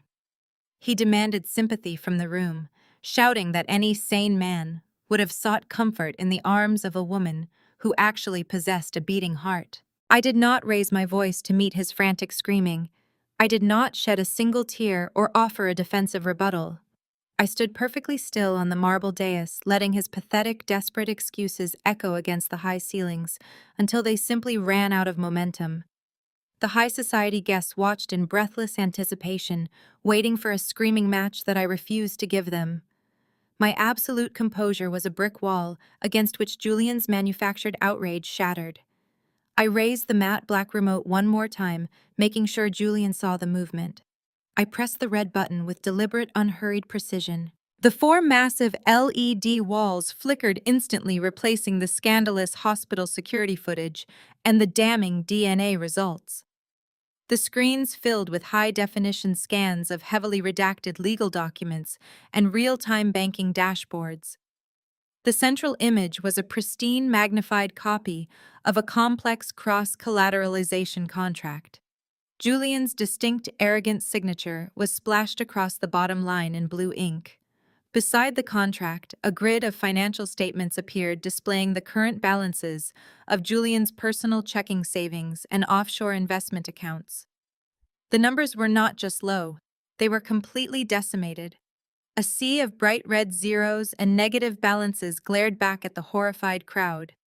Bold, flashing red text reading "Account frozen" and "Default status" blinked relentlessly across every single dashboard. I leaned into the microphone, my voice dropping to a smooth conversational purr that carried effortless menace. I calmly explained the intricacies of the contract displayed behind me to the captivated audience. I detailed how Julian, in his infinite financial wisdom, had eagerly leveraged every single asset he possessed, including his luxury vehicles, his tailored stock portfolio, and his theoretical future earnings. I revealed that he had blindly pledged all of it against a series of high-yield shell companies he believed were untraceable. I watched the realization dawn on his face as I announced that I owned every single one of those shell companies. I stated clearly and unequivocally that Julian had not outsmarted anyone. He had willingly signed over his entire life to me. I addressed the room of elite gossips, ensuring every word was perfectly enunciated. I publicly declared that as of exactly 3 minutes ago, the foreclosure protocols had been executed. I informed Julian that his credit was utterly destroyed, his assets were legally seized, and he was currently standing in a tailored suit he could no longer afford. I explicitly told him he was completely bankrupt. I looked at Chloe, whose tearful performance had instantly transformed into a mask of pure, unadulterated terror. I kindly informed her that the man she had destroyed her family for was now effectively homeless. I suggested she start packing her designer bags as the luxury penthouse they had been using for their rendezvous was currently being padlocked by my private security team. Julian let out a breathless, arrogant scoff, refusing to accept the magnitude of his ruin. He desperately clutched at the lapels of his jacket, trying to project a crumbling facade of superiority. He loudly proclaimed that my petty legal maneuvers meant absolutely nothing. He bragged to the silent room that his brilliant new venture capital startup had just secured massive, completely untraceable offshore funding from elite foreign investors. He declared that he had tens of millions of liquid dollars sitting in extremely secure accounts, completely out of my vindictive reach. He passionately promised Chloe they would immediately leave the country tonight and live like absolute royalty, far away from my toxic, destructive influence forever. Right on cue, a sharp and incredibly loud mechanical buzzing sound emanated from the deep inner pocket of Julian's custom-tailored blazer. The harsh vibration was so incredibly violent that it was clearly audible in the deadly quiet ballroom. Julian completely froze, his arrogant smirk instantly faltering as he slowly and hesitantly reached into his pocket. He finally pulled out his sleek smartphone, the glowing screen harshly illuminating his unusually pale, profusely sweating face. I watched his eyes track the incoming notification, The confident posture entirely drained from his body, leaving behind a hollow, trembling shell of a man. The bright notification banner was an urgent encrypted email forwarded from his supposedly secure offshore server. It was an official seizure mandate from the United States Securities and Exchange Commission. The message clearly stated that his phantom investors were a fabricated illusion. The millions of dollars he had illegally wired over the past 6 months had not gone to a visionary tech startup. The accounts were an active Federal Bureau of Investigation honeypot specifically designed to track and ensnare wire fraud. He was now a documented felon, staring down a lengthy federal prison sentence. The suffocating reality of federal prison broke whatever remained of Julian's shattered bravado. His knees buckled, the glowing screen of his phone slipping from his palm and clattering against the polished marble floor. The magnitude of his absolute ruin finally registered, leaving him gasping for air. Around the stage, the elite guests of Atlanta high society were no longer just watching, they were actively documenting. Dozens of glowing smartphone lenses were raised high, capturing every agonizing second of the Addams family's spectacular downfall. Marcus finally snapped out of his paralyzed stupor. The patriarch's survival instincts kicked into overdrive as he recognized the imminent destruction of his cultivated public image. He surged forward, his face an alarming shade of violet, waving his arms frantically at the crowd. He ordered his wealthy peers to put their cameras away, his baritone cracking under the strain of absolute desperation. He threatened lawsuits and cited violations of privacy, but his hollow demands were met with defiant, unblinking stares. Beatrice flanked him immediately, her pristine maternal mask twisting into a snarl of unadulterated hatred. She marched directly to the dais, her expensive heels clicking aggressively, and leveled a manicured finger at my face. She demanded that I leave the ballroom instantly, shrilly accusing me of suffering a hysterical, jealous breakdown designed to ruin her perfect family gathering. I did not retreat a single inch from her furious advance. I stood my ground, looking down at the woman who had spent my entire life making me feel incredibly small. Marcus quickly joined her side, attempting to physically intimidate me with his broad shoulders. He leaned in close, his breath hot and ragged, hissing that I had crossed a fatal line and would be cut out of the family legacy forever. He promised to ruin my reputation in every corporate boardroom in the city. The absurdity of his empty threats almost made me laugh. Instead of matching his escalating rage, I calmly reached into the inner breast pocket of my blazer. I withdrew a sleek, heavy manila envelope, the thick parchment feeling substantial and final between my fingertips. I held it out toward him, keeping my expression entirely blank. Marcus glared at the envelope as if it were venomous, but his inherent arrogance compelled him to snatch it from my hand. He ripped the sealed flap open with aggressive, jerky movements, determined to dismiss whatever petty grievance he assumed I had printed. He unfolded the crisp legal documents, his eyes darting across the bold black text of the first page. The transformation of Marcus's face was a masterpiece of unfolding horror. The blustering patriarch vanished in the blink of an eye, replaced by a terrified, cornered old man. The documents trembled violently in his hands. I did not give him the opportunity to process the shock in silence. I turned away from my parents and faced the sea of recording smartphones, ensuring that my voice carried cleanly to every corner of the grand ballroom. I announced with crystalline clarity that Marcus and Beatrice Addams were not the titans of industry they pretended to be. I explicitly stated that they were entirely bankrupt, a pair of desperate frauds who had been drowning in insurmountable debt for a decade. I projected my voice over their frantic denials, explaining how their legendary business empire had collapsed years ago. I revealed that the only reason they had not been sleeping on the streets was because of a silent benefactor who had been quietly purchasing their defaulted loans and paying their exorbitant property taxes. I watched the collective jaws of the high society crowd drop as I claimed full responsibility for keeping their pathetic illusion afloat. I informed the audience that the Addams family had been living exclusively on my charity funded by the daughter they just humiliated. Beatrice let out a strangled gasp, desperately clutching her pearl necklace, as if the jewels could protect her from the devastating truth. She turned frantically toward her closest society friends, silently pleading for backup, but found nothing except cold, judgmental stares and the relentless glare of camera flashes. The women she had mercilessly judged for years were now eagerly watching her burn. I stepped closer to Marcus, tapping a manicured fingernail against the top sheet of the documents he was uselessly gripping. I loudly clarified that the papers he held were not warnings or preliminary notices. They were absolute legally binding certificates of immediate foreclosure and a mandate for rapid eviction. I explained that while they were drinking my vintage champagne and parading around this ballroom, my legal team had officially seized their beloved estate. I informed them with icy precision that the locks on their mahogany doors had already been changed, their access codes permanently wiped, and their personal belongings were currently being packed by a hired moving crew. They literally had nothing left. No home, no money, no legacy, and no social standing. The total destruction of their reality left the room in a state of suspended animation. Marcus opened his mouth to argue to somehow negotiate his way out of the abyss, but the heavy mahogany doors at the back of the ballroom suddenly swung open with a resounding crash. A synchronized team of 6 highly trained armed private security guards marched into the room in perfect formation.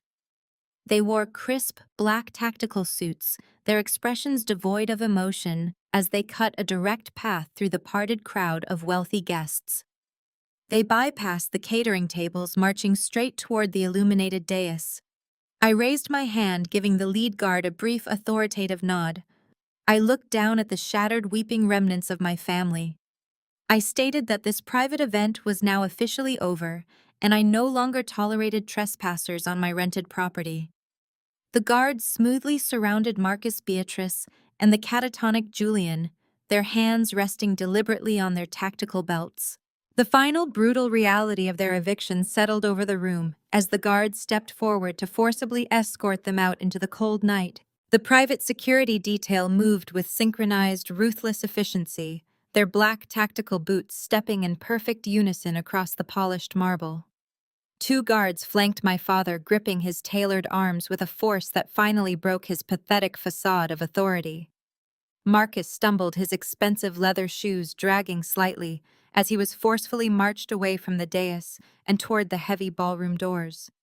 He looked profoundly aged, his shoulders slumped and his chin resting heavily on his chest, utterly defeated by the sudden, violent evaporation of his stolen empire. Beatrice did not go quietly. A pair of guards firmly took her by the elbows, lifting her almost entirely off her feet as she thrashed and kicked. She wailed with a shrill, piercing pitch, her pearl necklace snapping in the struggle and scattering dozens of iridescent beads across the floor. They bounced and rolled under the shoes of the high society guests, who actively recoiled, pulling their designer gowns and tailored trousers out of the way, as if my parents were suddenly infectious. Julian was the easiest to remove. He had gone entirely limp, his eyes glazed over and vacant, shattered by the realization of his impending federal prison sentence. He offered zero resistance as a massive guard hauled him backward by the collar of his suit jacket. He vanished through the threshold, entirely consumed by the very darkness he had selfishly manufactured, completely erased from the affluent society he worshipped. Chloe remained alone on the elevated stage, a solitary figure stranded in the wreckage of her own catastrophic hubris. The cavernous ballroom, previously echoing with fawning compliments and polite string music, now hummed with the toxic, predatory whispers of Atlanta's elite. They were dissecting her ruin in real time. I watched her perfectly manicured hands shake violently as they hovered over the swell of her blush silk maternity gown. The devastating reality was visibly crashing down upon her shoulders. The endless credit lines, the sprawling estate, the stolen venture capital, and the meticulously curated image of a flawless high society matriarch were all permanently dead. She had spent her entire existence being elevated as the golden child, shielded from consequence and rewarded for her cruelty. Now stripped of my financial protection and exposed before the only audience she cared about, she possessed absolutely nothing. Her eyes darted frantically around the room, searching for a single sympathetic face, a solitary ally who might step forward to defend her. She found only cold, judgmental stares and the relentless, unblinking lenses of dozens of recording smartphones capturing her ultimate degradation. The absolute silence of the room acted as a perfect amplifier for her breaking mind. The golden child snapped under the crushing weight of public accountability.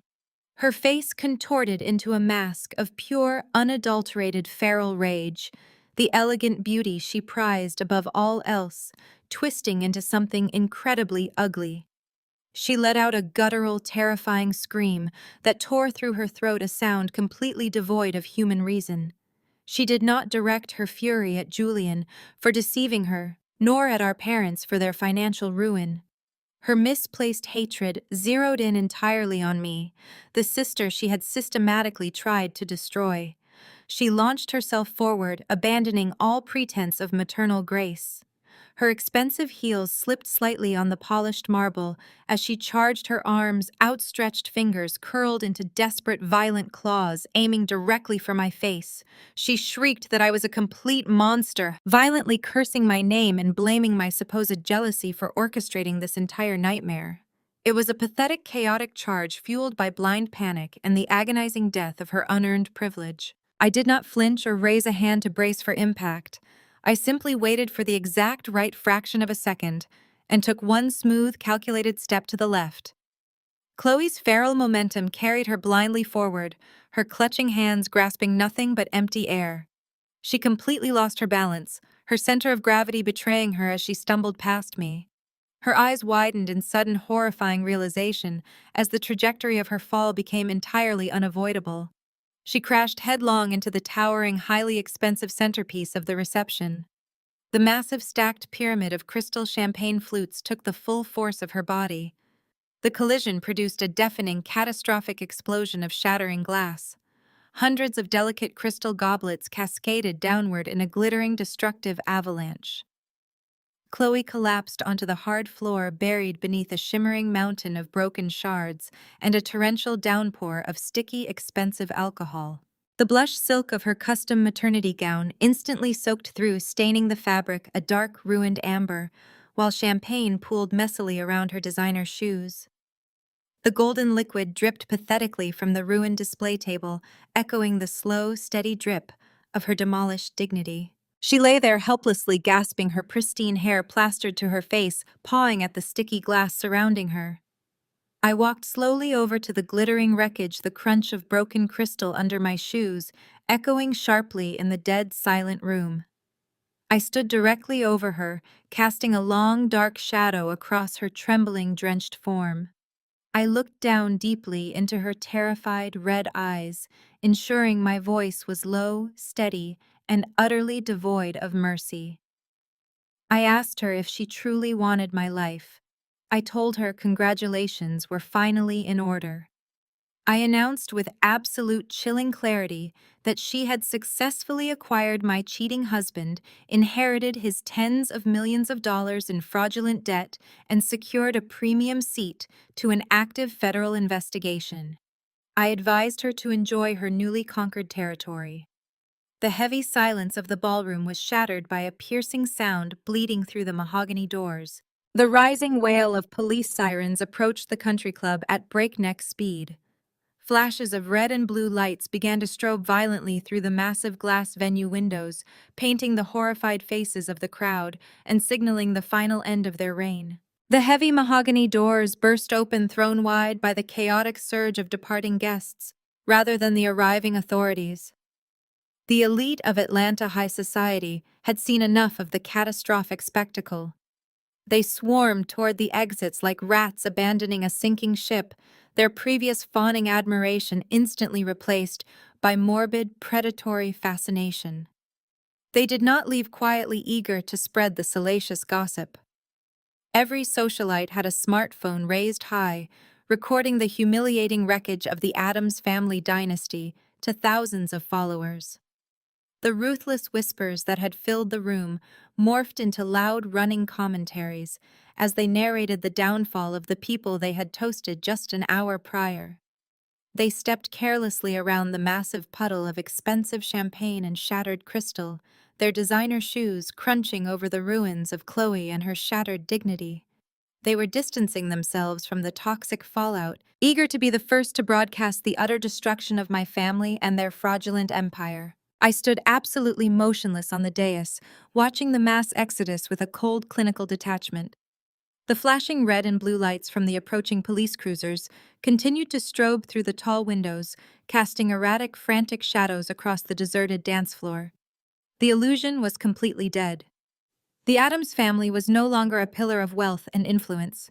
They were a viral spectacle, a cautionary tale of greed and spectacular failure, playing out in real time across countless social media feeds. A sudden, desperate, frantic movement abruptly broke my quiet observation. Beatrice, who had been standing in a state of catatonic shock near the edge of the shattered champagne tower, violently broke free from her paralyzed stupor. The pristine, untouchable matriarch completely unraveled. She scrambled toward the dais, her movements jerky and utterly devoid of her trademark elegance. She did not stop at the base of the steps. She threw herself forward, her knees hitting the hard marble with a sickening thud. She collapsed right at the hem of my trousers, her expensive gown soaking up the spilled alcohol without a second thought. She looked up at me, her meticulously applied makeup ruined by tracks of desperate hysterical tears. The haughty superiority that had defined her entire existence had vanished, replaced by the pathetic groveling terror of a woman staring directly into the abyss of absolute poverty. She reached out toward me with trembling, perfectly manicured hands, desperately attempting to grab the expensive fabric of my clothing. I took a deliberate, measured step backward, refusing to let her toxic desperation touch me. She clasped her hands together in a frantic, pleading gesture, her voice cracking as she begged for mercy.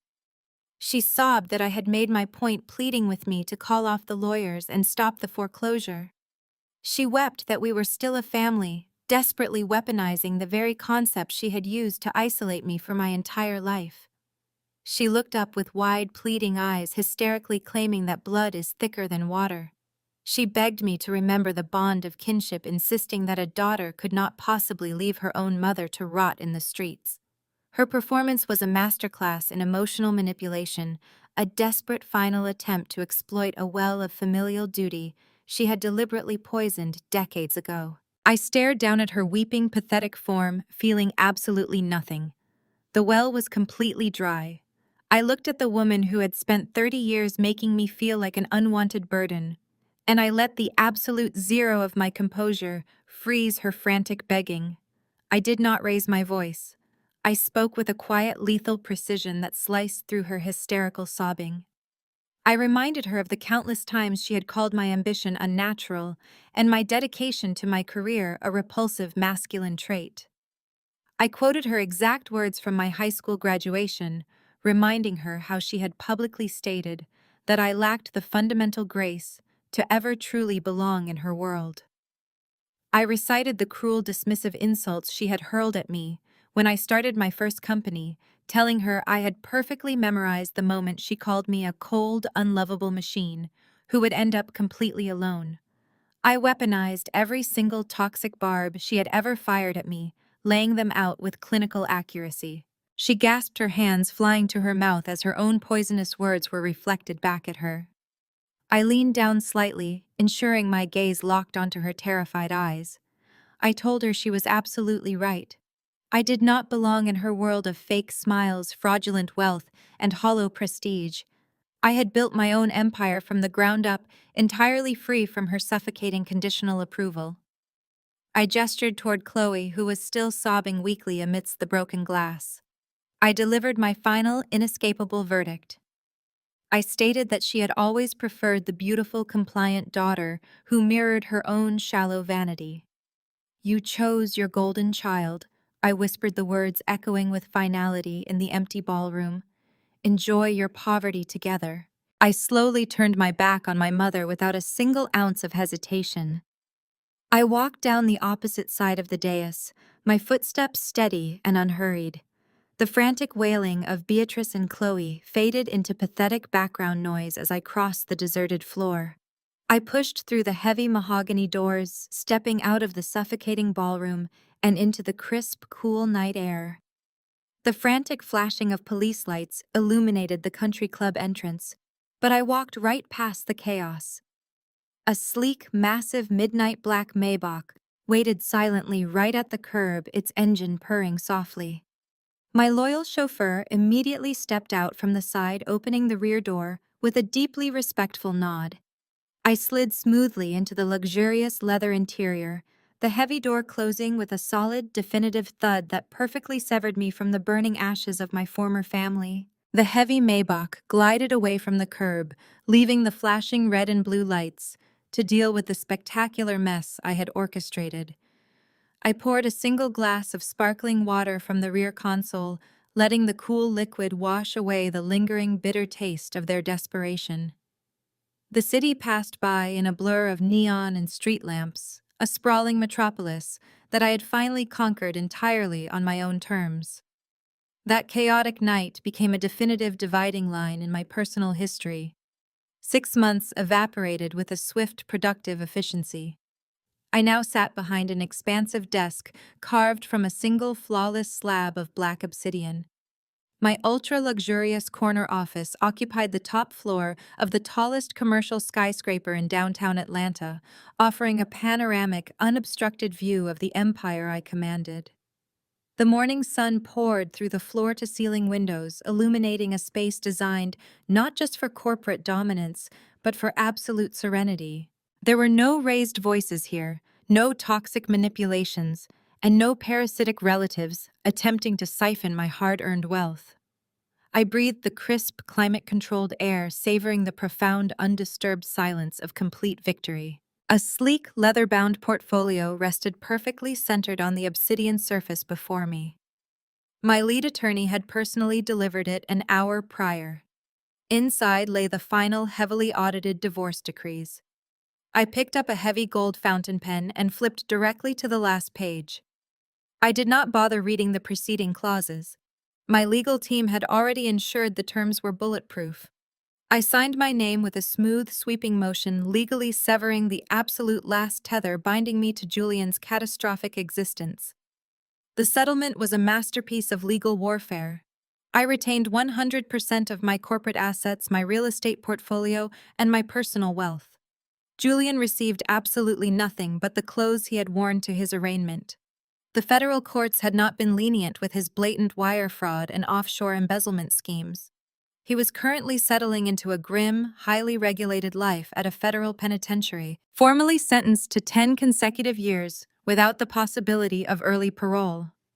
The charismatic, arrogant social climber who had confidently believed he could steal my empire was now reduced to a standardized inmate number, his days dictated by harsh sirens and steel bars. My former parents fared no better in the unforgiving light of absolute reality.